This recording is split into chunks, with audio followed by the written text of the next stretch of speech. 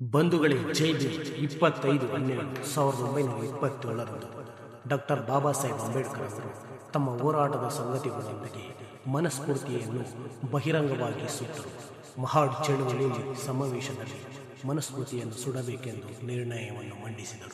ಅಸಮಾನತೆ ಪ್ರಸ್ತುತಪಡಿಸುವ ಲಿಖಿತ ಮನುಸ್ಮೃತಿಗೆ, ಅಸಮಾನತೆಯನ್ನು ಪ್ರತಿಪಾದಿಸುವ ಲಿಖಿತ ಮನುಸ್ಮೃತಿಗೆ ಬಾಬಾ ಸಾಹೇಬ್ ಅಂಬೇಡ್ಕರ್ ಅವರು ಈ ದೇಶದಲ್ಲಿ ಭದ್ರವಾಗಿ ಬೇರೂರಿರ್ತಕ್ಕಂಥ ಅಸಮಾನತೆಯನ್ನ ಮತ್ತೆ ಗಂಡು ಶ್ರೇಷ್ಠ, ಮಹಿಳೆ ಕನಿಷ್ಠ,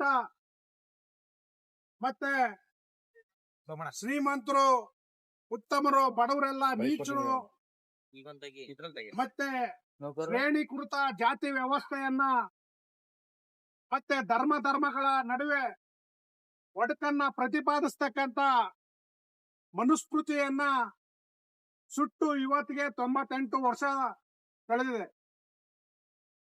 ತಾಲೂಕು ದಲಿತ ಸಂಘಟನೆಯ ಜಿಲ್ಲಾ ಸಂಚಾಲಕರಾದ ಆಲೂರು ಶಿವಕುಮಾರ್ ಅವರ ನೇತೃತ್ವದಲ್ಲಿ ಕಾರ್ಯಕ್ರಮವನ್ನು ದಿನದಲ್ಲಿ ಮಹಿಳಾ ವಿರೋಧಿ, ದಲಿತ ವಿರೋಧಿ, ಮಹಿಳೆಯರು, ಹೆಣ್ಮಕ್ಳೆಲ್ಲ ಮಕ್ಕಳನ್ನ ಯಂತ್ರ, ಇವರು ಮನೆಯಿಂದ ಹೊರಗೆ ಬರಬಾರ್ದು, ಇವರು ಮನೆ ಕೆಲಸನ ಮಾತ್ರ ಮಾಡ್ಬೇಕು, ಇವ್ರಿಗೆ ಯಾವುದೇ ಹಕ್ಕನ್ನು ಕೊಡಬಾರ್ದು ಅನ್ನೋಂಥದ್ದು ಈ ಮನುಸ್ಮೃತಿಲಿ ಇತ್ತು.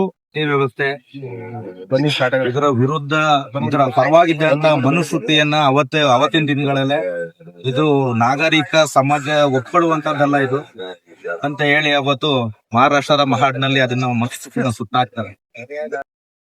ಈ ಒಂದು ಕಾರ್ಯಕ್ರಮದ ಆಲೂರು ಶಿವಕುಮಾರ್ ಅವರು ಹಾಗೂ ಬನ್ನಳ್ಳಿ ಸೋಮಣ್ಣನವರು ಹಾಗೂ ಬನ್ನಳ್ಳಿ ಉಮೇಶನವರು, ಯಾಚನಹಳ್ಳಿ ಸೋಮಶೇಖರ್ ಅವರು ಹಾಗೂ ಉಕ್ಕಲಗೆರೆ ರವೀಶ್ ಅವರು ಹಾಗೂ ಆಲ್ಗೂಡು ನಾಗರಾಜರವರು ಹಾಗೂ ಮತ್ತಿತರರು ಕೂಡ ಭಾಗವಹಿಸಿದರು.